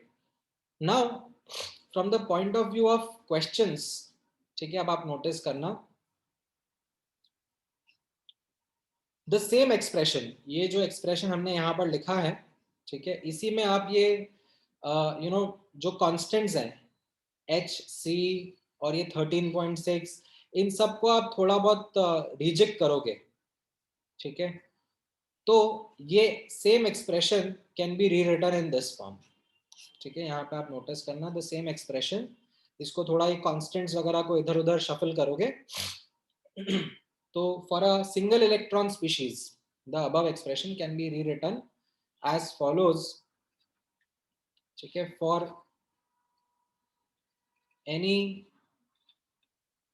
single electron species in the following manner, that nu bar, ठीक है, nu bar which is 1 by lambda, this is wave number or 1 upon wavelength, is equal to RH into Z square into 1 upon N1 square minus 1 upon N2 square. Now what do each term mean over here? यहाँ पे notice करना this nu bar or 1 by lambda which means the wave number or wavelength of the photon corresponding to the de-excitation of electron from N2 to N1, ठीक है, किसी higher orbit N2 से किसी lower orbit N1 में de-excitation हो रहा है electron का, उसके करस्पॉन्डिंग जो फोटोन एमिट हो रहा है उसका वेवलेंथ और wave number is given by this relationship. RH stands for what we called as Rydberg constant, ठीक है, Rydberg, just a moment, Rydberg's constant RH की value is roughly 1.1 into 10 की power 7 meter inverse or sometimes approximated as 109700 centimeter inverse, ठीक है। Now notice करना that there is a Rydberg unit of energy as well, ठीक है, और भी बहुत सारे Rydberg के यूनिट्स रहते हैं, ये तो मैंने वेव नंबर का लिया है, there is a Rydberg unit of energy also, ठीक है, so it corresponds to the energy of photon whose wave number is given by the Rydberg constant, ठीक है, and especially in the case of hydrogen atom, like if you take the Z to be 1, you will get that as the unit of energy that is required to ionize the electron from ground state to out of the atom, ठीक है, but आपको ज्यादा focus इसके ऊपर करना है, ठीक है, इस वैल्यू के ऊपर, Rydberg कांस्टेंट का ये जो मीटर इनवर्स का वैल्यू है, मैं जनरली क्वेश्चंस में यही यूज करूंगा, and Z is the atomic number of the single electron species, ठीक है। नाउ करस्पॉन्डिंग टू दिस, अब अगर मैं आपसे एक सिंपल क्वेश्चन पूछूं, ठीक है, तो आप लोग कैलकुलेशन करके बताओगे मुझे। Let me ask the question, determine the wavelength, ठीक है, इन angstrom of the photon emitted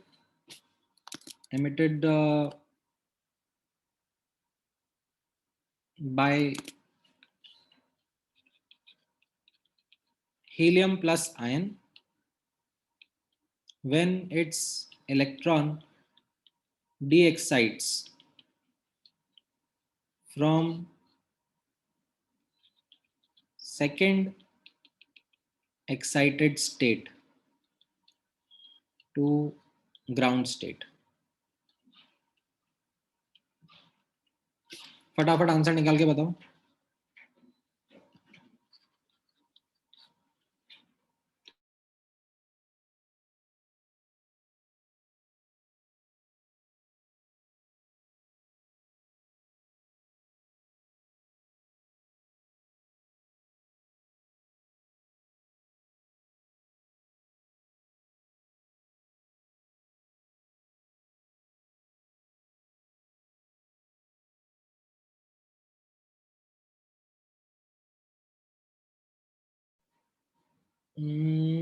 नहीं मनन, थोड़ा सा अप्रोक्सीमेटेड कैलकुलेशन ले लिया आपने। हीलियम प्लस आयन बोला ना, एक बार दोबारा देखो कैलकुलेशन आपकी।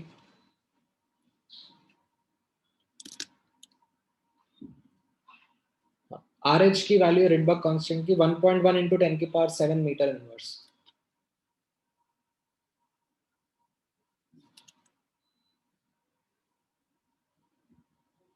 ठीक है, ये एक्सप्रेशन था अगर आपको लिखना है तो। हाँ, correct Soham. Right, so see you can either use the older method that we were working with, जो हम लोगों ने लास्ट क्लास में डिस्कस भी किया था, that energy of photon corresponds to the energy gap, right? So 12400 upon lambda in angstrom, 12400 upon lambda in angstrom will be equal to 13.6 into z square. ठीक है, z square यहाँ पे helium का Z2 रहेगा 1/1 square minus 1/3 square. ठीक है, ये वाला जो फॉर्मूला अपना था, इससे आप कैलकुलेट करोगे तो रफली आपका आंसर आ जाएगा 256 एंगस्ट्रॉम। ठीक है, आप कैलकुलेट करोगे तो आपको समझ में आ जाएगा। ठीक है, और you could use the new formula जो अपन लोगों ने अभी जस्ट सीखा। ठीक है, which was 1/λ was equal to Rydberg constant into z square 1/n1 square minus 1/n2 square. ठीक है, and you put the value 1.1 into 10 की power 7 into 2 का square into 1/1 का square minus 1/3 का square, and इससे जब आप solve करोगे, ठीक है, मैं करके नहीं दिखा रहा हूँ कैलकुलेशंस, तो ये अराउंड 255 एंगस्ट्रॉम आ जाएगा। तो मतलब वो जस्ट क्योंकि अप्रोक्सीमेटेड वैल्यूज थोड़ी सी यूज करी हैं, तो you will get your correct answer. ठीक है, थोड़ा ऐसे आसपास रहेगा। हाँ, बोलो अक्षित। So this formula, is it only applicable for hydrogen atoms or for all atoms? No, just single electron species. Oh, okay, single electron only. Oh, understood. बोलो आद्या।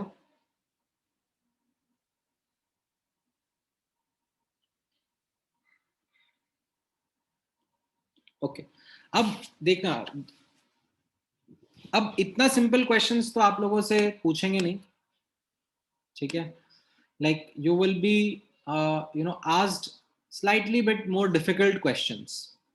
ठीक है, वैसे वो डिफिकल्टी कैसे इंट्रोड्यूस करते हैं? They introduce that difficulty by introducing some new terms. ठीक है, कैसे वो टर्म्स रहते हैं वो मैं आपके सामने डिस्कस कर लेता हूँ। जैसे हम लोगों ने सिंगल इलेक्ट्रॉन स्पीशीज के बारे में डिस्कस किया था। ठीक है, तो like they can ask question something like this, calculate the wavelength of the second line of Barmer series of helium plus ion. ठीक है, इस टाइप का क्वेश्चन आपके सामने आ गया। तो what is happening is that certain nomenclature got introduced and that increases the difficulty of question a bit. So how do you work with such nomenclature? ठीक है, यहाँ पे आप ऑब्जर्व करना। Let me, I am not asking you to solve this question right away. ठीक है, हाँ correct Shaunak, but अभी मैं आपको वो टर्म्स इंट्रोड्यूस कर देता हूँ so that we are able to understand those terms one by one. ठीक है, क्विकली यहाँ पे आप नोटिस करना, मैं एक साथ समराइज कर देता हूँ, फिर क्वेश्चन सॉल्व करते हैं। ठीक है, सम important terms related to spectral series।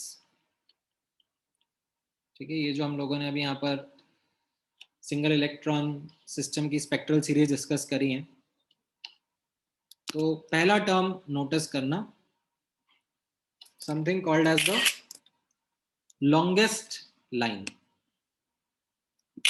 ठीक है, this is not as per the diagram. ठीक है, this is something which is not intuitive। ठीक है, longest line of a spectral series is the line with the longest wavelength or the least energy gap। ठीक है, यहाँ पे notice करना, wavelength maximum होगा, एनर्जी गैप लीस्ट होगा। ठीक है, so for example if I ask you determine the lambda max of Lyman series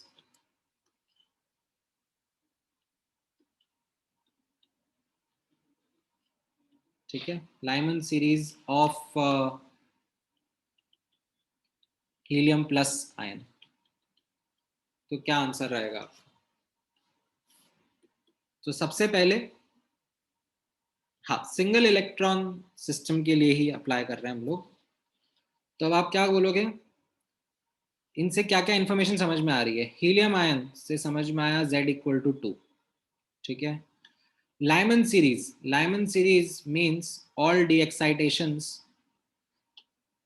ठीक है, जो कि n इक्वल टू 1 पे जा रहे हैं, ठीक है, 2 से 1, 3 से 1, 4 से 1, 5 से 1 and so on so forth, ठीक है। Now what do you think is the longest line?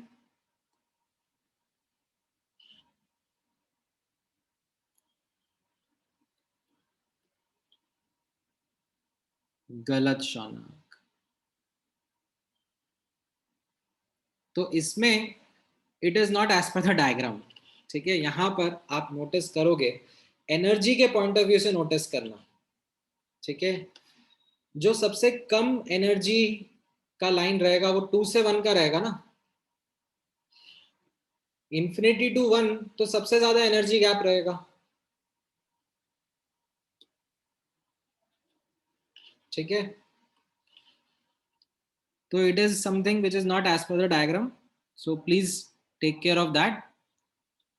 n equal to 2 से n equal to 1, it is the one which corresponds to minimum energy gap, ठीक है, और you can say the maximum wavelength in the Lyman series।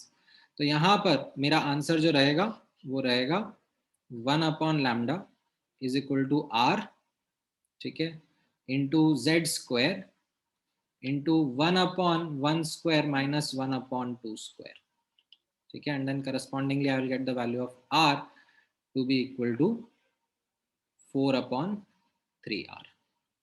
ये मेरा answer रहेगा, ठीक है। Are के टर्म्स में छोड़ रहा हूं मैं, ठीक है, बट ये समझ में आया how the level of difficulty got increase by introducing these terms. हाँ, आप वैल्यूज वगैरह डाल देना बाद में, I don't want to get into the details of the values, I want you to focus on the transition, which transition are we talking about, ठीक है, that is something which is critical, ठीक है। अच्छा, ऐसे ही दूसरा term introduce करेंगे, and now it should be something which you should be able to you know get an idea to quite easily, shortest line of a spectral series, right? So जैसे ये longest line था, ठीक है, वैसे यहाँ पे मैं shortest line of a spectral series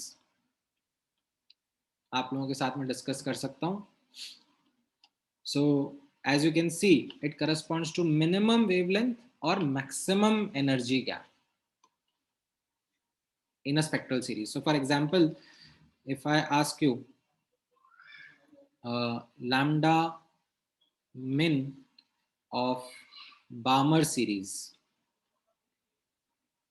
in hydrogen atom, क्या आंसर रहेगा आपका? Balmer series तरंग,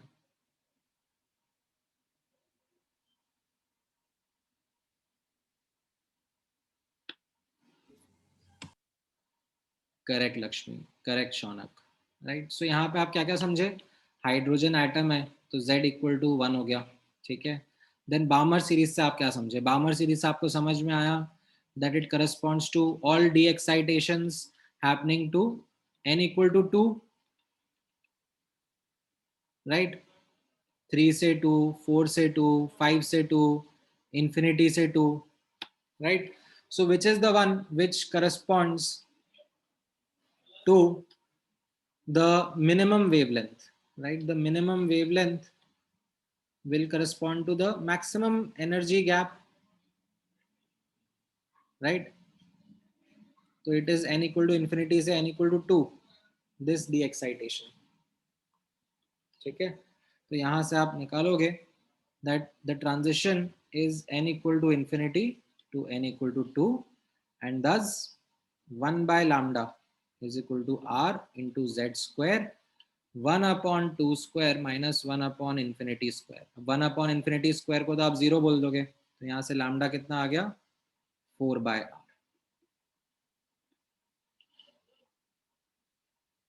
ठीक है,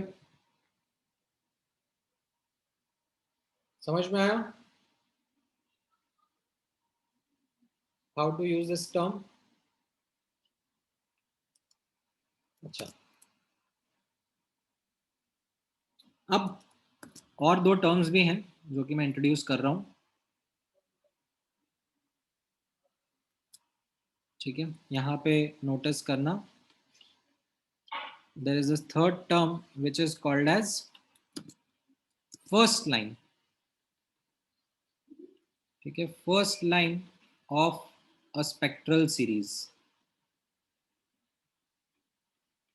Now what do I mean by first line?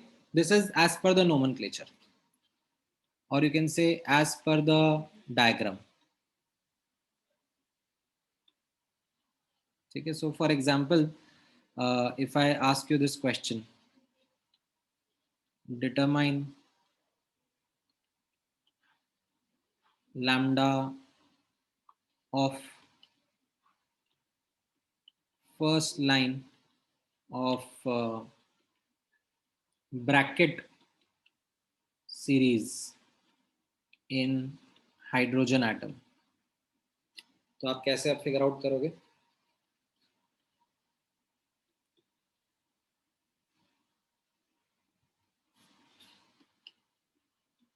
आप बोलोगे हाइड्रोजन एटम मतलब z इक्वल टू 1. ओके, आपने बोला Brackett series. What do I mean by Brackett series? All de excitation corresponding to what? n equal to 4.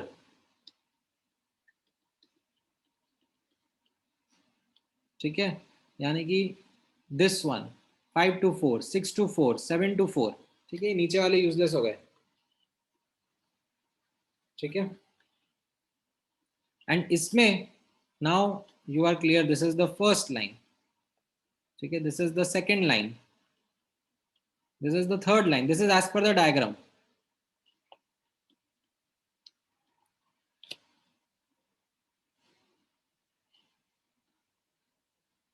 So यहाँ पर the transition which we are talking about is n equal to 5 to n equal to 4. तो आपका answer अब रहेगा कैसा? 1 upon lambda is equal to r z square 1 upon n1 square minus 1 upon n2 square. And इसको अब आप solve करोगे तो आपका लैम्डा कितना आ जाएगा? 16 into 25 कितना होता है? 16 into 25 upon 9r. ठीक है, हाँ, तो 400 by 9r. ठीक है,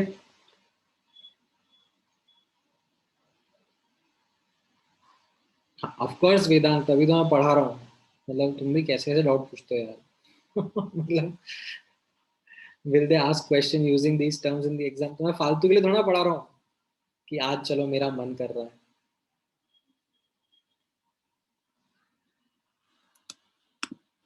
and see I can understand अगर अभी, ठीक है, आपको ये डिस्कम्फर्ट आ रहा होगा, because it is very natural. Even when I did this for the first time, ठीक है, तो मेरे लिए भी था ना कि यार मतलब क्यों, लाइक ये कॉम्प्लिकेशन बनानी ही क्यों है फर्स्ट ऑफ ऑल.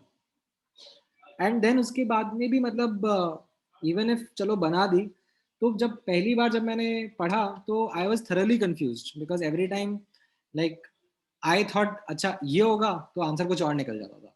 तो that is absolutely okay, because you are reading and understanding it for the first time, so it happens. But जैसे आप क्वेश्चंस प्रैक्टिस करते जाओगे ना, तो फिर इसमें you will get that comfort, you will get that confidence, फिर आपको इतना टाइम नहीं लगेगा. ठीक है, तो वो चीज अब धीरे धीरे बिल्ड होती जाएगी. जैसे अब let's say if I ask you this question now, ठीक है, इस एग्जाम्पल का मुझे आंसर दो. In terms of Rydberg constant only, calculate the wavelength of the second line of Balmer series of helium plus ion. फटाफट बताओ क्या answer रहेगा Rydberg constant के टर्म्स में.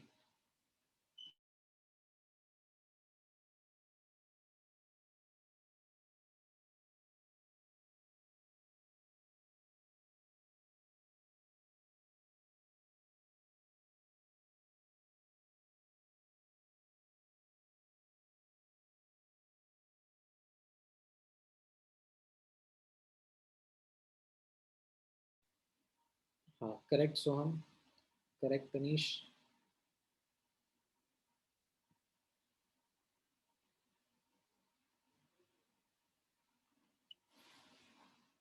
हाँ नहीं, सिद्धार्थ एंड मनन नहीं, आपने कुछ गड़बड़ कर दिया, एक बार देखो. विभूषिता, शौनक, वरुण, ऋषभ, विभूषिता, तन नहीं. हाँ, आप लोगों का करेक्ट है. देवम आपका भी करेक्ट है. नहीं, आकाश, यशवी नहीं, आपने कुछ गड़बड़ करा है, देखो. ठीक है. What do I mean by Balmer series? Balmer series क्या होता है? All the excitations happening to n equal to 2. ठीक है, और उसका सेकंड लाइन मतलब क्या हो जाएगा?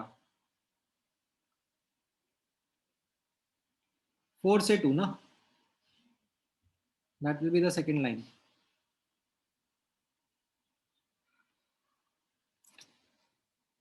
ठीक है, और फिर हीलियम प्लस आयन मतलब z इज इक्वल टू 2. तो यहाँ पे अब आप फॉर्मूला यूज कर लो इसका. 1 upon lambda is equal to r into 2 square into 1 upon 2 square minus 1 upon 3 square. ठीक है, तो लैम्डा कितना बचा आपका?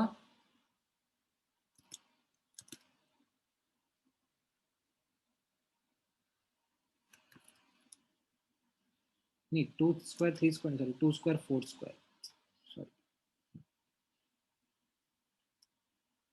तो ये आ जाएगा आपका 4 अपॉन 3r.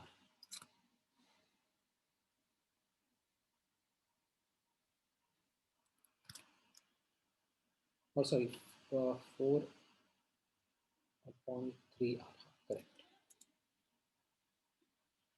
ठीक है,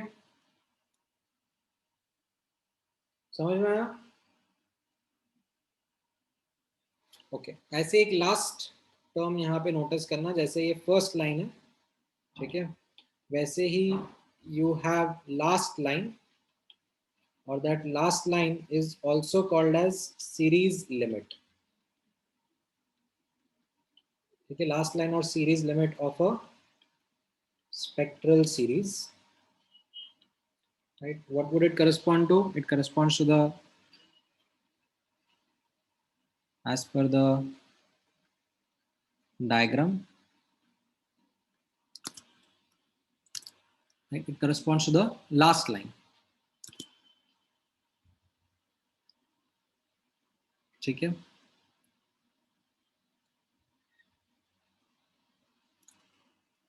हाँ. अच्छा, if I ask you the following statement, ठीक है, यहाँ पे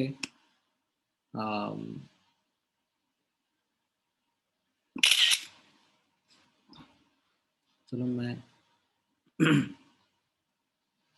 सीधे सीधे ऐसे ही कर देता हूँ. Is it true or false?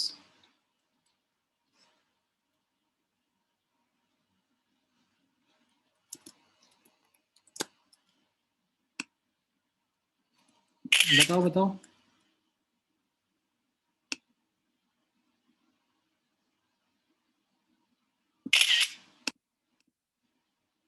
Correct. This is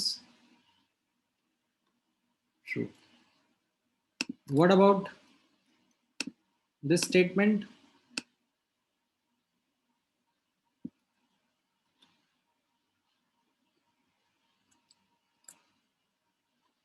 Again, true. ठीक है. सो ये थोड़ी सी कॉम्प्लिकेशंस आ जाती हैं क्वेश्चंस में when you know,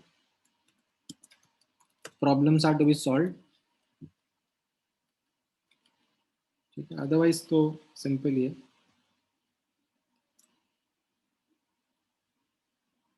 अच्छा, अब एक क्वेश्चन मैं आप लोगों से पूछता हूँ. ठीक है, थोड़ा सा ट्रिकी क्वेश्चन है. ठीक है, थोड़ा सा डिफिकल्ट क्वेश्चन है. अगर आप कर पाते हो तो बहुत अच्छा है.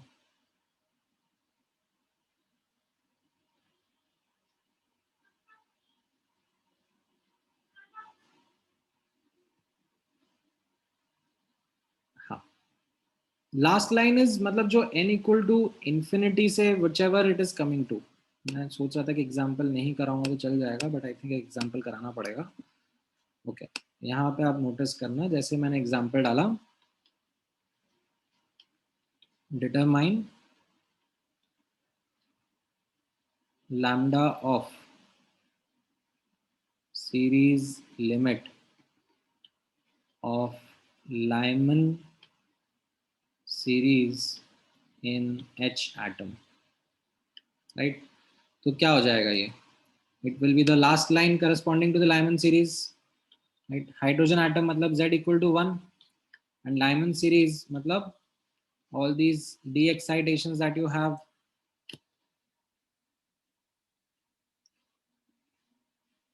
तो उनमें 2 से 1, 3 से 1, 4 से 1, 5 से 1 एंड राइट. सो ये इन्फिनिटी से 1 वाला जो होगा that will be your last line ना, n equal to infinity to n equal to 1 Lyman series के corresponding. ठीक है, तो अब इसका आप वेवलेंथ निकालोगे तो 1 upon r into 1 square into 1 upon 1 square minus 1 upon infinity square. तो इससे आप निकालोगे तो लैम्डा आ जाएगा आपका 1 अपॉन r. ठीक है,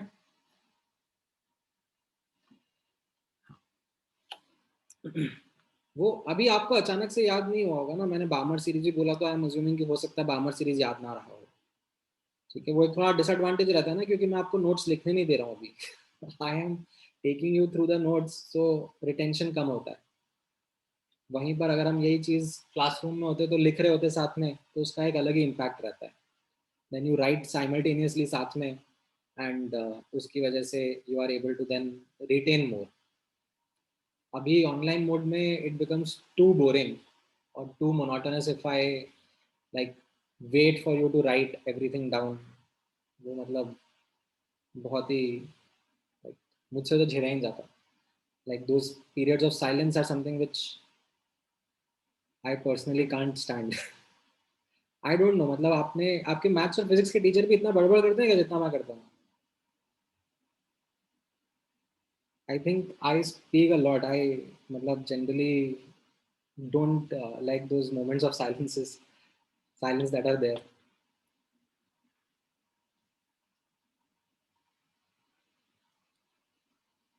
ठीक है. Anyways, coming back, तो हाँ, मैं आपके लिए वो क्वेश्चन ढूंढ रहा था एक, कि जो क्वेश्चन अपन एक ट्राई करेंगे. Just give me one moment.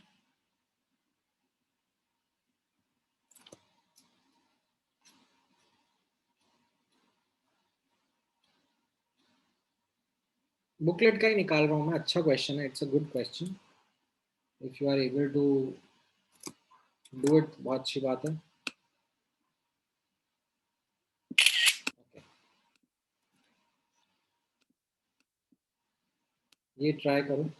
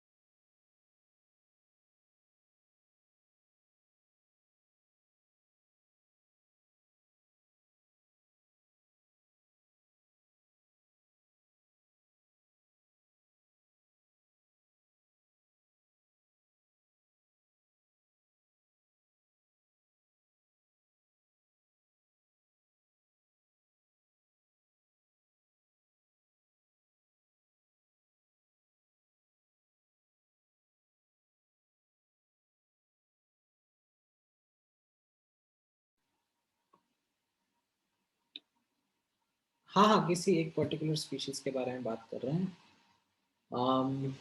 नहीं आशुतोष, तनीश, प्रयुंज नहीं।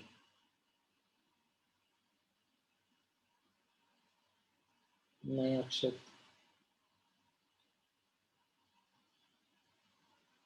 हाँ सॉरी, प्रयुंज आपका करेक्ट है, माय बैड। प्रयुंज का एंड अदिति का, आप दोनों का करेक्ट है।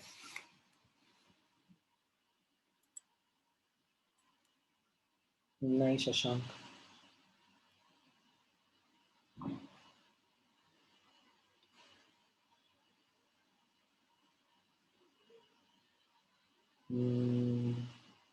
नहीं दीक्षा।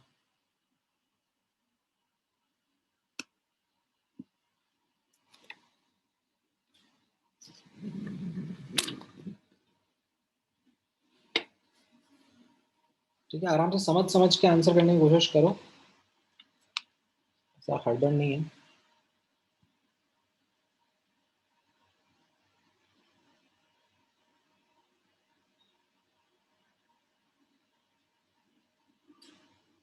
हाँ राइट मैडम।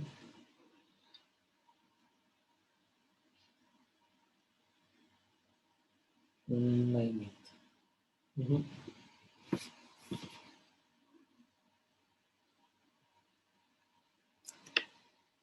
ठीक है, इसमें आप जब सॉल्व करोगे ना, तो there are two methods actually to solve this question. One will be a longer and one will be a shorter method, right? Longer method क्या हो जाएगा?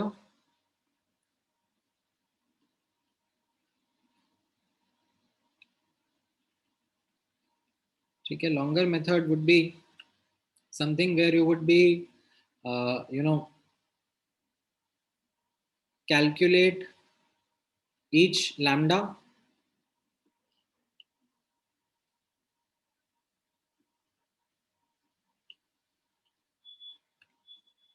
and then check each option. ठीक है, ऑप्शन बाय ऑप्शन चेक करना पड़ेगा, बहुत time लग जाएगा। ठीक है, shorter method would be to visualize. Shorter method will be here to visualize the transitions.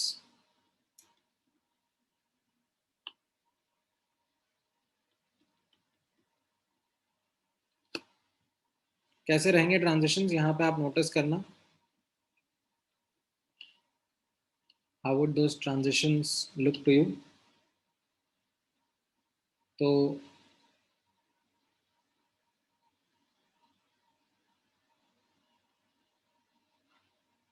if you notice or if you draw,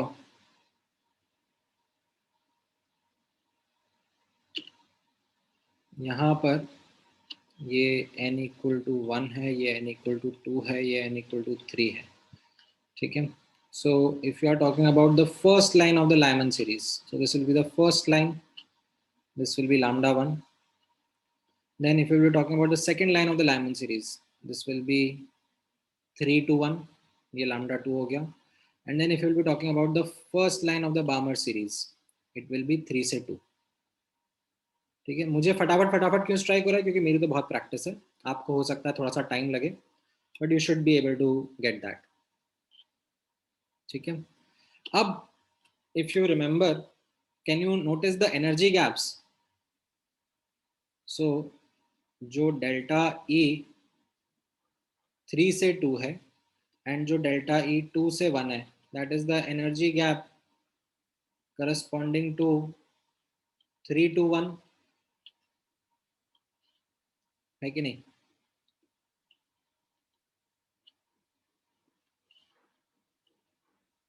दिख रहा है? ये red plus blue is equal to green दिख रहा है, दिख रहा है एनर्जी गैप। एनर्जी गैप यानी कि HC बाय 3 से 2 कौन सा था? लैम्डा 3। 2 से 1 कौन सा था? Lambda 1 is equal to HC by lambda 2। तो ये HC कट गया, तो यहाँ से आ जाएगा lambda 2 is equal to lambda 1 lambda 3 upon lambda 1 plus lambda 3, which comes out to be the B option. ठीक है, समझ में आया ये?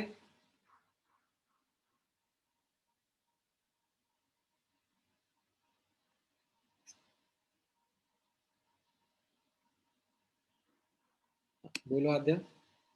So what is HC then? HC? अरे ये तो एनर्जी ऑफ फोटोन है ना, hc by lambda। Oh, right. Sorry.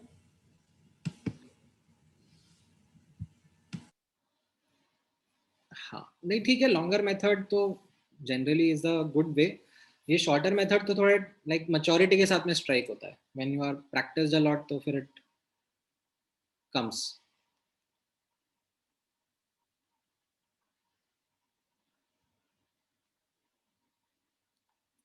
ठीक है, हाँ बोलो Rishabh. So since energy change is inversely proportional to the wavelength, हाँ so the wavelength 2 was would never be greater than the sum of wavelength 1 and wavelength 3. So we can check off the first and last options, and all the three wavelengths, the sum will never be 0. So we can check off that option also. So only B remains. जुगाड़ू हो तुम। Good good, तो करते हैं, कई बार बच्चे ऐसे भी option elimination करते हैं। तो जैसे ऋषभ ने बोला कि सी तो बिल्कुल नहीं होगा, how can the sum of positives be zero, तो that isn't possible. Then like A and D option is rejected based on the fact that the energy gap is inversely proportional to the wavelength, and corresponding to that he rejected A and D option also। तो ठीक है, वैसे भी चलेगा। Good, चलो आज के लिए इतना काफ़ी है।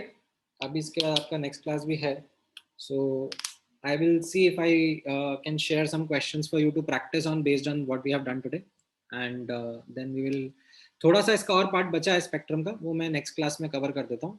एंड देन हम लोग अब इसके आगे क्वांटम मैकेनिकल मॉडल की तरफ मूव कर सकते हैं by studying de Broglie's hypothesis and Heisenberg's uncertainty principal.